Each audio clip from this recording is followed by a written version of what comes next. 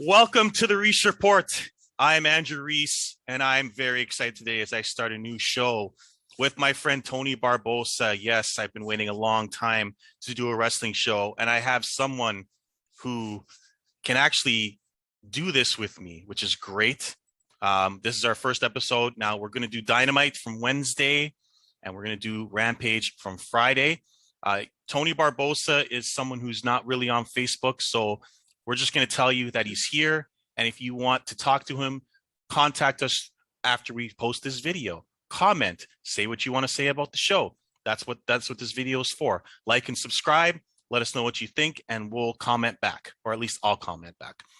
So without further ado, I'm Andrew Reese. Please subscribe to the Reese Report, and we will start our first episode of Dynamite from Wednesday. So the show starts off with CM Punk coming out and getting a huge reaction, as per usual, since his return to wrestling, to go on commentary. He jumps into the crowd, which I absolutely love. Barbosa, CM Punk, what can you say? Like, he's amazing. What's there to say about him, man? One of the best. Yep, most over wrestler in the world right now, I think. Especially for the last 7 years when he wasn't even wrestling. Yeah, like, I mean, that's how over he was.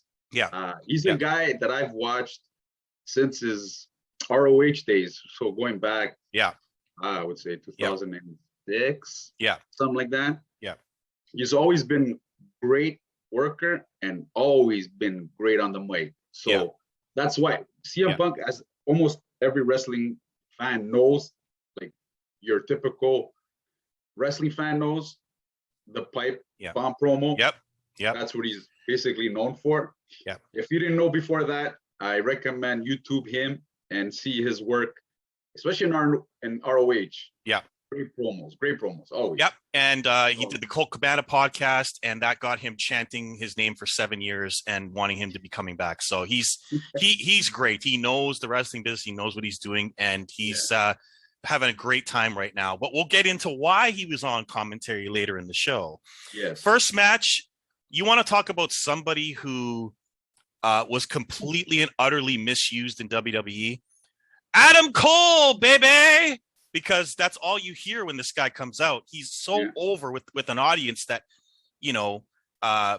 knows him from WWE, but was not used on the main roster, which is likely why he's there along with his girlfriend, Britt Baker, and his best friends from the Elite. So, and from what I heard, from reports that I heard, he was going to be used in the main roster, but as a mouthpiece. How stupid. Cole, he was going to manage Keith Lee. Are you kidding me? Yeah, that's ridiculous. That's misused. Same thing what they did with Leo Rush was a misused talent, because both of them are talented ring performers. So it's a waste. Thank God for Adam Cole's sake that didn't happen, and I'm glad he went to AEW because that's where he belongs. To tell you the honest truth, that's where Adam Cole does belong. So he's taking on the Elite Hunter, Frankie Kazarian. As I said, when he comes out, like, all he has to do is look at the crowd and point to himself. And this guy, he's so over right now. He's supposed to be a heel, and the crowd just loves him. They all yelled boom as soon as he pointed his finger, and then he does the chant, and that chant is, as loud as CM Punk's was. Like, that's so over. The baby is so over. It's so over. Even before the pandemic, you watch any NXT takeover. Oh my God. So I don't have much to say on this match other than I loved when he warmed up the Sweet Chin music as a little shot to Shawn Michaels, or he really likes Shawn Michaels, so I don't want to say him and bad. Shawn Michaels had a good relationship in NXT. I think Shawn Michaels kind of looked at Adam Cole as like a modern version of Shawn Michaels, if you will. Good worker, knows how to take a bump. Adam Cole can do it all. He can work with a smaller guy, with a taller guy, with a heavier guy. He's done it. He's had a great match a couple years back with Bryan Danielson in SmackDown. What a great match that was. If you guys didn't watch that, please make yourself go to YouTube, watch that match. You'll be Yeah. So watching after he wins the match, he beat Kazarian, and then at the end he cuts a great promo. Not too much, not too little, just a perfect little promo about the Super Click. And then I just wrote down what was Vince thinking, and I can't wait to see all the matches that this guy's going to have. Just this is just the beginning, but he's just bubbling under the surface, ready to explode. And this company is all about that right now. Talents that are dying to work and are about to explode because of this crowd. And it's just, I can't wait until next week, but we'll get it. We're going to move it along as quick as we can here. Wait, before you do move it along, remember off camera, we were talking about, I had something interesting. Yes, please. To bring up to you. Yes. Okay. Last week, there was a tweet that Kevin Owens put out. I don't know if you caught that. It was coordinates to something. I did. It was the coordinates to Mount Rushmore. Yep. If you guys don't know what Mount Rushmore when it comes to wrestling is, Kevin Owens, Adam Cole, and the Young Bucks. They were a faction in PWG. Yep. Which, if all four guys, the only reason why Kevin Steen was in that group, mouthpiece. He was also the other guys, Adam Cole at that time, and the Young Bucks weren't really good on the mic. Yeah. Kevin Owens, Kevin Steen, also known as Kevin Steen in the Independents, was great on the mic. Always been great. Yeah. So it was a pretty interesting tweet that he put out. Yeah. That being said, his contract supposedly expires January. Early next year. Yeah. Yeah. So that was a pretty interesting tweet that he put out. Yeah. And considering the way they're using him, and considering the way Vince is using him, I would bet money that he'll be joining AEW. But I don't want to get too excited because I love KO. And he's one of the reasons why I stopped watching WWE, because of the way they treated him as champion and the way he's been buried since then. But I don't want to talk WWE. I'm done with them. This is about AEW. So next up, we have what I feel is the greatest heel in wrestling right now, Roman Reigns. I really appreciate your run, but I'm MJF right now. I love this guy. I think he's the best heel I've seen in years. I'm talking years. Now, Reigns is great, but this guy's doing it by himself. He has no mouthpiece. He has no Paul Heyman. This guy's doing it by himself, and he's absolutely amazing on the microphone. Great promo again on Brian Pillman. He's not afraid, and he's not afraid to take chances. Nope. He's not afraid to say what's on his mind, which I like. Yep. And if you guys were a fan of the Attitude Era, perfect. And what I love about this guy is he lost to Jericho. He beat him 2-3 times and then lost to him. But if you listen to this guy talk, it's like you don't even remember that he lost to Jericho. No, he's already on to Brian Pillman, who is admittedly an underneath guy, but he's already made Brian Pillman feel important with his promos. And Brian Pillman's 100%. Coming back and cutting great babyface promos because he has to raise his level because he's in there with MJF. I think this has been great, this whole thing with I hope this feud with MJF kind of gets him out of that tag team with the Varsity Blondes. Yeah. This is why I wanted to bring up this, especially this segment. Yeah. Is I hope he kind of changes his persona.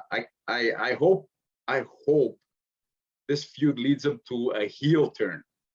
Yeah. Because he needs a heel turn. Mm-hmm. I wouldn't say like kind of like his father's character, but I want to say the loose cannon character, but something a little bit darker than what he's portraying. Right. I like him doing that. So we'll see how that goes. I expect MJF to win, but it should be a good match. Yeah, I hope that Brian Pillman looks good, and he probably will. But we'll move on to now. This is interesting. We had a promo backstage with Jungle Boy, and he sounded this kind of bugged me because everyone's on Jungle Boy about how he never talks and looks boring. But I actually thought he was cutting a really good promo for the first time. It's like he sounded confident. He sounded good. And then Kristen Cage came in and cut him off. And I saw the look on Jungle Boy's face. He's like, damn, I was cutting a good one. You cut me off. And then I didn't like this, but what do you have to say about what Christian did? But I think that this can kind of lead to something. Mm-hmm. I think, I think they're planting some seeds to lead to something. Like him and Christian going at it? Sorry? Him and Christian going at it eventually? I'm hoping that he kind of leaves that Jurassic Express. Yeah, I could see it happening. For now, it's good. Don't get me wrong, but I'm hoping like they plant a little bit more seeds like that for a Jungle Boy heel turn, because I think it'll be Christian that turns, not Jungle Boy. It could be, but I'm hoping, because I can see Jungle Boy being a top guy in the next few years. Yeah, but I think he can only be a face because he's not great on the mic. You need to be great on the mic if you're going to be a heel. But you got to remember, he's only 21, 22 years old. Yeah, he's got a lot of time to grow. So he's a guy to watch out, definitely. Okay. And I like, by the way, and I like the promo by Christian Cage. Yeah. Slight backhand this at WWE, calling NXT developmental. Yeah. Which was good promo. A good shot. Oh yeah.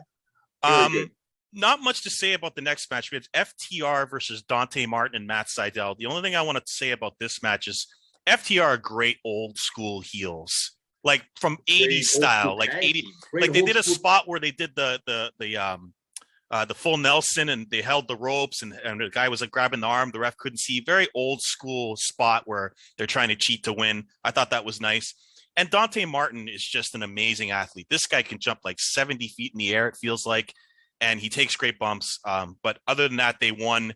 And then we had the aftermath where they tried to beat him up on them some more. And then Pride and Powerful came out with their amazing masks, looking masks. And it looks like we're going to have an 8-way, correct? Is that right? Yeah. An 8-man tag? They kind of finished the program with FTR. Right. I think that was just a quick little save just to say their program. Yeah, we'll see where that goes. But not much to say there. After that, Mr. Archer, Lance Archer cut a great promo involving him and Suzuki. I thought that was really good. I don't have anything else other than that, but what do you know? Any notes from the promo? I'm enjoying this New Japan AEW relationship. Yeah. Get to see guys like Minoru Suzuki. Yeah. I'm hoping, praying to God that we get to see an interaction between Bullet Club and the Elite. Yeah. I think that would be awesome. That's the rumor. I'm hoping that happens, but I'm enjoying this with Suzuki-gun and Moxley and Kingston. Eddie Kingston. Yeah. So that should be a slug fest when it comes. Strong style. Oh, very strong style. So, all guys are very stiff in the ring. They can get very stiff in the ring. So now we go to a character that I've loved, and someone who was terribly misused in the WWE. In the main roster. Correct.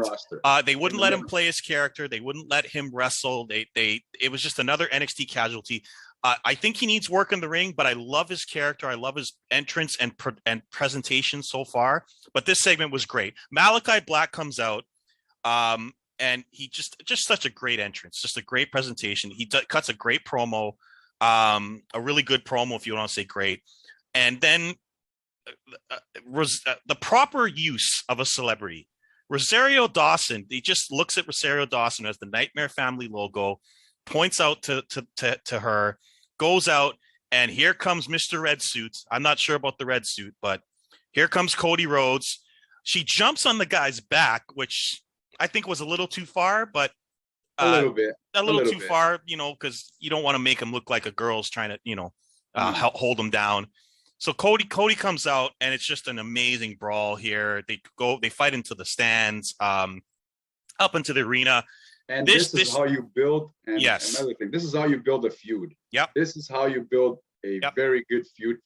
It's been a month and a half, 2 months. Yep. Build for this feud, which started with Malachi Black beating Cody Rhodes and the rest of his family. Questioning, he questioned his wrestling future. Yeah. And then he took out the Nightmare Family. Yep. Which was great how he did it. Yep. Dismantled everybody. Yep. And which led to this finale. Yeah. I'm hoping Malachi Black keeps the winning streak. Yes. I think I know where it's gonna end up. Yeah. I hope not. That's not the case. Yeah. I hope Malachi Black wins. I like to see him undefeated. Build a little bit like of his character and him. Yeah. I like to see him a little bit undefeated. Maybe somebody else have his first defeat, which we can get that down the road. But I wouldn't like to see a Cody Rhodes. I think he'll probably cheat to win, like he has in all his other matches. Yeah. I'll say he needs work in the ring. I do agree with my friend Adriano out there that he does need work in the ring, but his kicks are just amazing. But his style is a little bit different. I don't know if he needs that much work in the ring because his is a different style. It fits that character though. Yeah. That style, his style of in ring, he's always had that style. Back in independence in the UK and in the US independent, his style has always been that like kickboxer, striker, which maybe a little bit more wrestling. We'll see how Cody Rhodes. We'll see if Cody gets a good match out of him. You know. Yeah. So Cody Rhodes can work. So he'll bring out a good match. Yeah. Definitely. So that was great. Now, quickly, the Dark Order, they've been fighting for about 3 weeks now. Girls are in there trying to sort things out, and it's a mess. Look, I'm not going to get too much into this. To me, this is clearly a setup for Bray Wyatt to become the leader. It's just a slow burn. He's not there yet, but he's going to be, and I'm almost positive he will be the guy that takes over the Dark Order and then elevates all of them, which is exactly what John Huber was going to do before he died. So I think that's the setup. It's kind of obvious to me. Yeah, just because the whole Brody Lee tie-in with the Wyatt family. Yeah. That's Makes where it perfect looks sense. like it's going. Yeah. I agree. Couldn't agree more. And they're going to save it for the right time. They don't want to mix it in with all the craziness of Arthur Ashe. They're going to save it. I would definitely hold off his debut a little bit longer. Yeah. Maybe go another 3 weeks, another month of this bickering between the Dark That way Order. it stands out. 100%. Yeah. So that's that. Next, this guy's amazing. If there was a second best heel in the world right now who doesn't wrestle, maybe second to Paul Heyman, it would be this guy, Dan Lambert. This guy, he's actually amazing. Hey man, for a guy from MMA, dude, I can't complain, man. His mic work is second to none. I'll say this: unbelievable. Don Callis is a different kind of heel. Dan Lambert kills Don Callis. I understand Don Callis is playing a different kind of character, and he's good at that. But this guy's better than Callis. More like that Dan Lambert's playing that. He's playing a jerk, tough guy, MMA type of heel. Like, you know, will kick your ass and take no names and this and that. And you guys are ugly. Yeah. Dan Callis is more your typical. I want to say Bobby Heenan. Yeah. Bobby Heenan-esque. Just kind of joking around, but trying to be serious at the same time. Yeah. Dan Lambert to me reminds me of Jim Cornette, which is kind of the character he's playing. But he's transitioned more into a manager role and not dissing the actual company he works for. So it's a little different. Yeah. Jericho comes out. Now, this huge ovation. This guy's song is so over, it's not even funny. Remember in All Out, he didn't even have vocals. He just had his guitarist, Fozzy. Yeah. And the whole arena was just singing the whole song. I thought it was amazing. That's how you use an audience. Yeah, that's how you use a musical act. WWE, that's how you use a musical act. Now, was it a little off with the audience? Yes, because they didn't understand the chords. But that's how you use a musical entrance. And by the way, the Lucha Brothers entrance was another great one. The perfect entrance to go along with them coming out. It was great. So that's how you use celebrities and musical people. WWE. Very simple. So he comes out. They trade barbs back and forth, which is what you would expect. Jericho cuts a great promo. Beautiful promo. Yeah. And he gets himself over by saying he kicked Brock Lesnar's ass in the shoe fight, in the real fight. Right. And Goldberg's ass in a real fight. Yes. Well done. Right. Which tells you that those two are probably going to get involved with the Men of the Year to try to help them. I really do like the Men of the Year, but they need a better push. And I don't know if it's going to happen against Jericho or Hager. But my guess is that Hager gets beat up by the MMA guys and they corner Jericho. But we'll see how that works out. Scorpio Sky and I like Ethan Page. That guy is a very good heel. Right. He doesn't even need a mouthpiece. Work as a face. Right. I don't think I want to see him work as a face. Because that guy's a heel.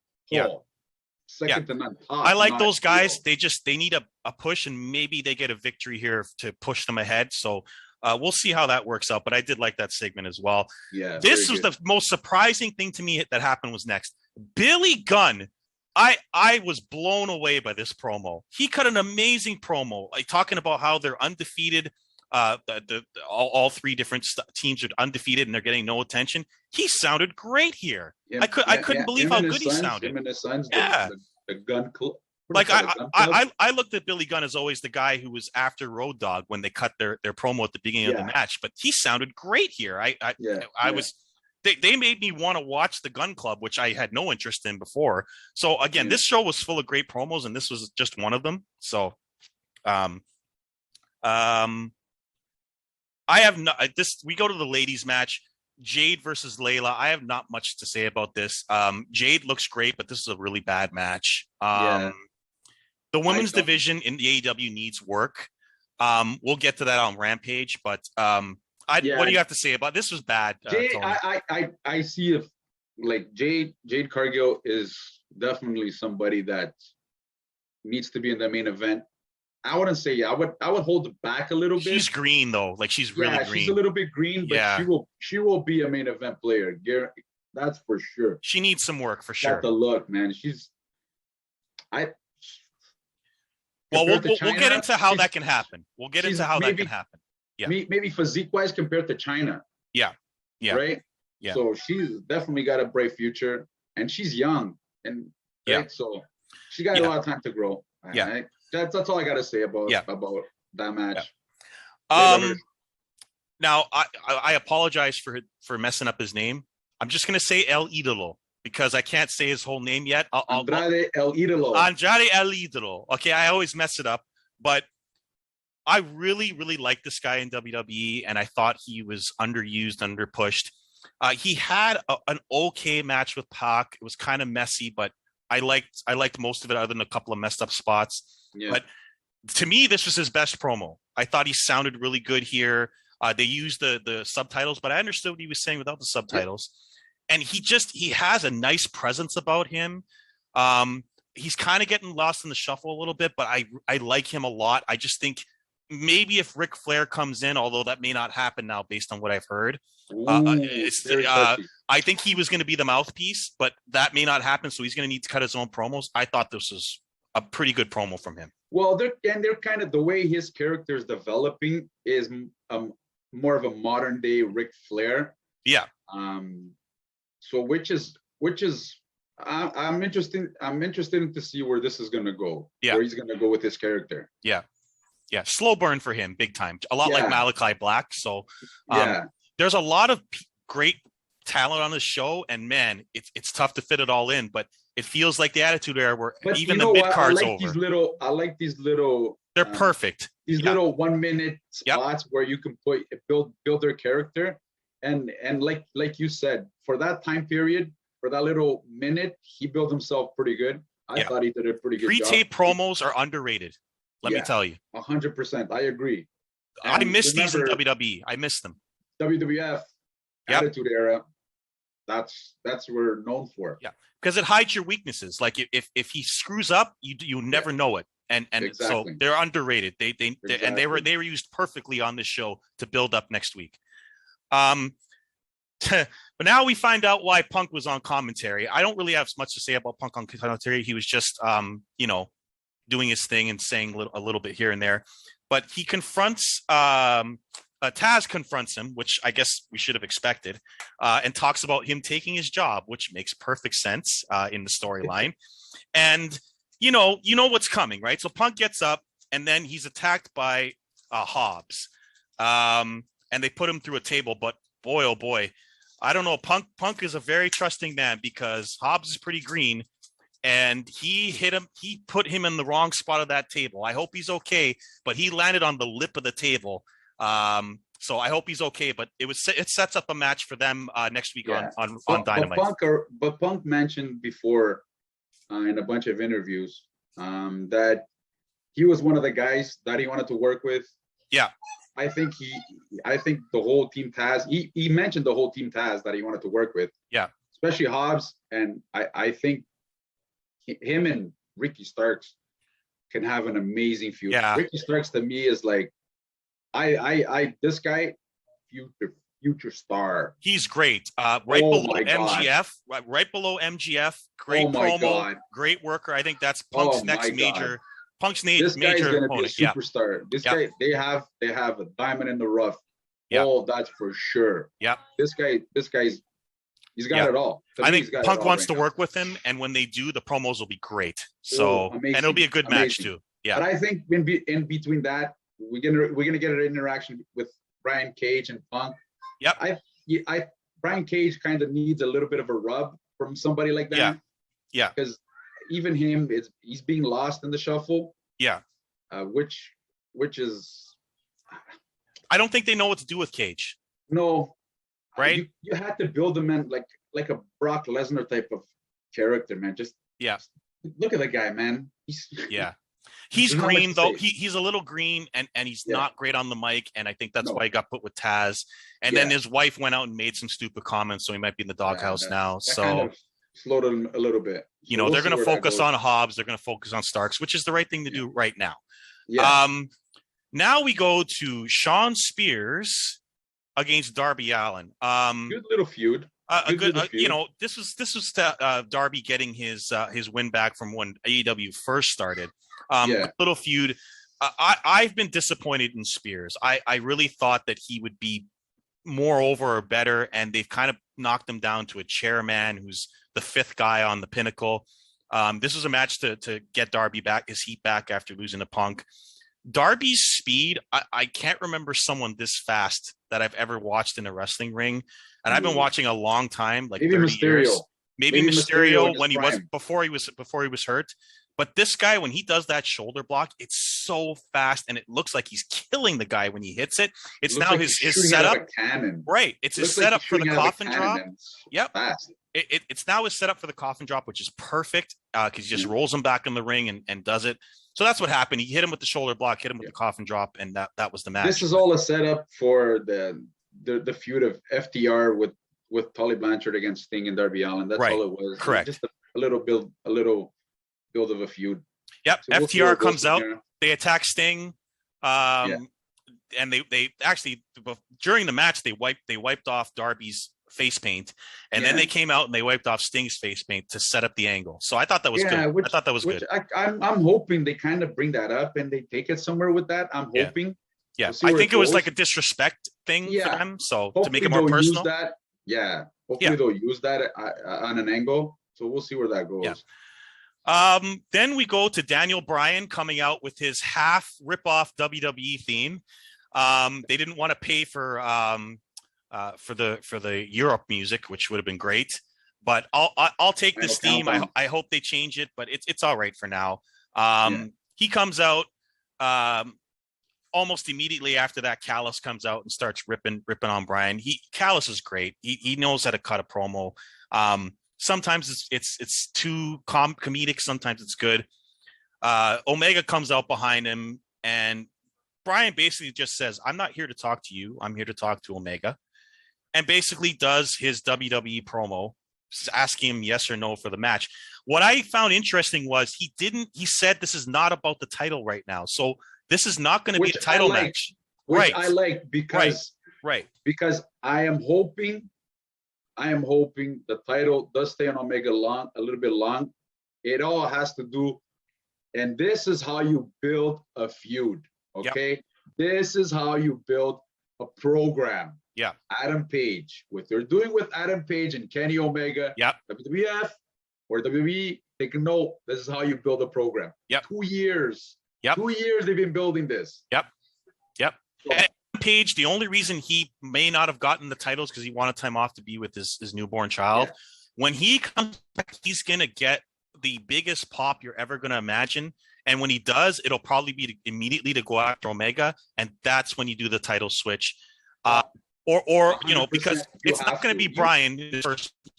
You have to do the title switch. Right. Like that program with Adam Page, him winning that number one and then being taken it away, perfectly done.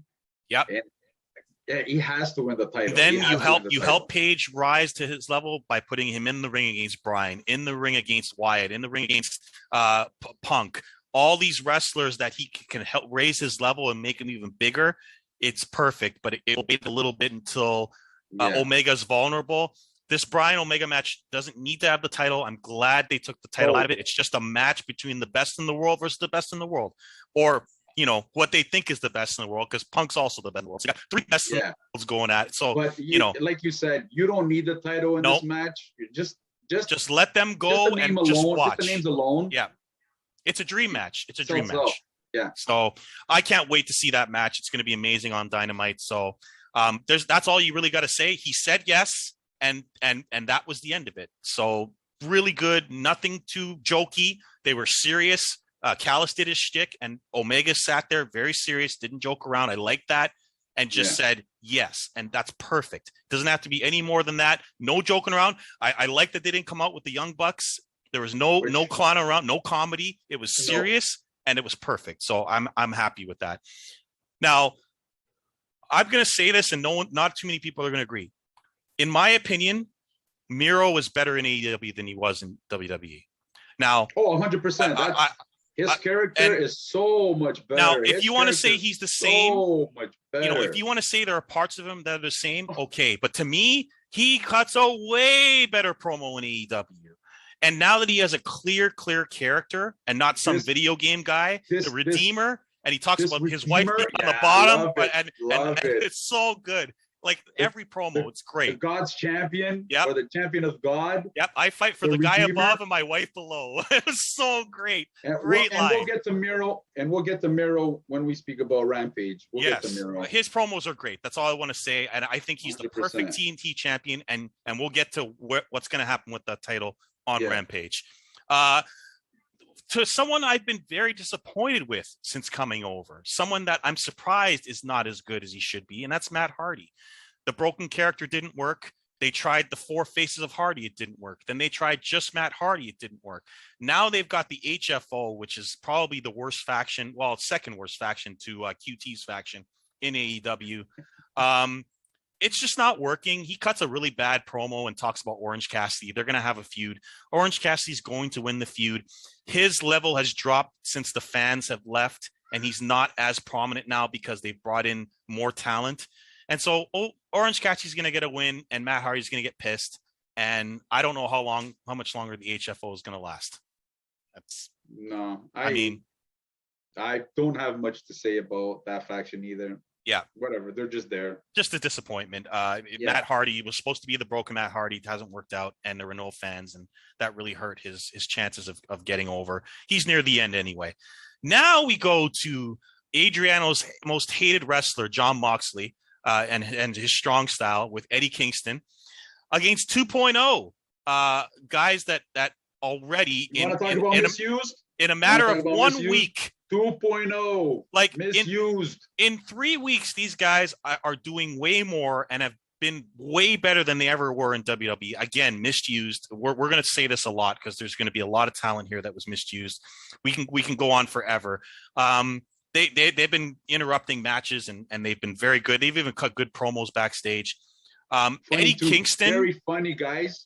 Very funny guys. These guys were, and Chikara was a comical wrestling promotion. Mm-hmm. These guys were great. Yes. Great. Yes. They were. I can't remember their team name now. They said it, but I can't remember what it was. But they did say it. It's skipping my mind, but these guys are very talented. I think they've got a great future. I really do. They'll get beat for a while, but relax, people. I understand you think that if they get beat, it's bad, but if they get beat by great wrestlers, like guys that are over, it can only help them in the future. So 100%, don't worry about that.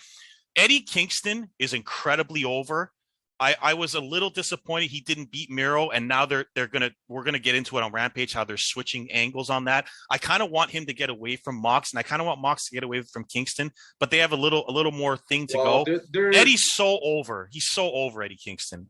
So I kind of want them split at some point. They're okay together now, but I kind of want them split at some point. But they're I like how they're using them, to tell you the honest truth. I like how they're using them together. For now. Because even though Moxley does his own thing, Eddie Kingston does his own thing, whenever one of them gets beat up, gets double teamed, the other's there. Yeah. Which I kind of like using it. But like you said, they'll get away. I think they'll get away from it. They'll do their own thing. Each of the guy will do their own thing. So I'm happy. I wouldn't complain about that. Yeah. Eddie had a great match with Miro. So you know, I thought he's Eddie Kingston. You can't complain about the guy. The guy's a professional. This match was nothing to me. It was just like filler to boost, you know, to set up the angle at the end. That's all this was. It's Moxley. They're gonna give him. He's over. Like his entrance theme. Yeah. His entrance theme is one of the best ones.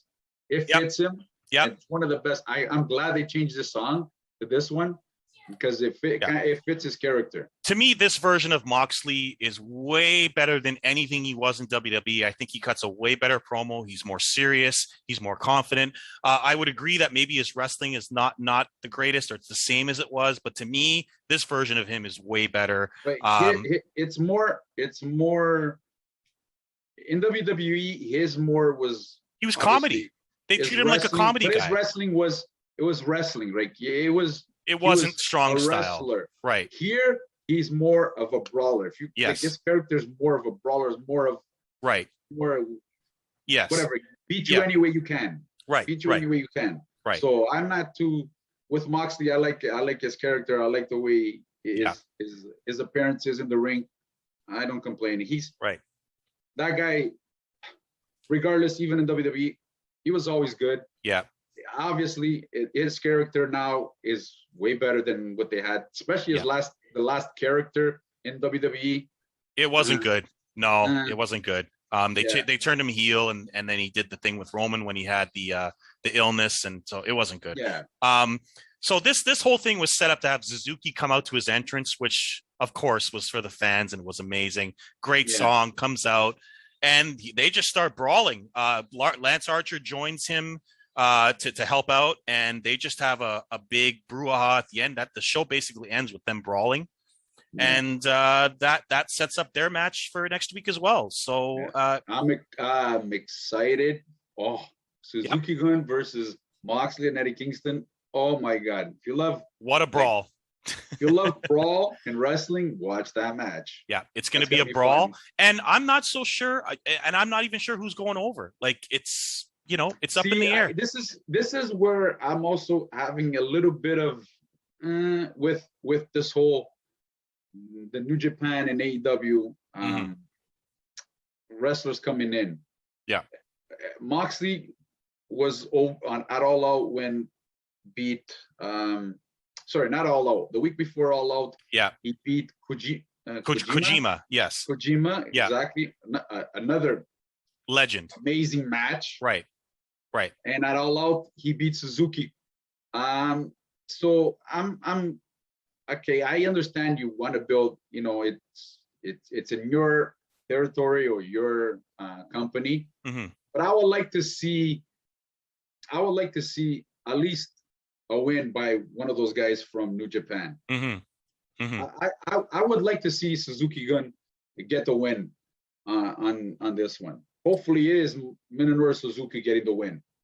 Yeah, this one, it could be interesting to me. It could be one of those brawls that ends up in a no contest, even with like. Well, they're from what I've been reading is it's gonna be a lights out match. Oh, there you go.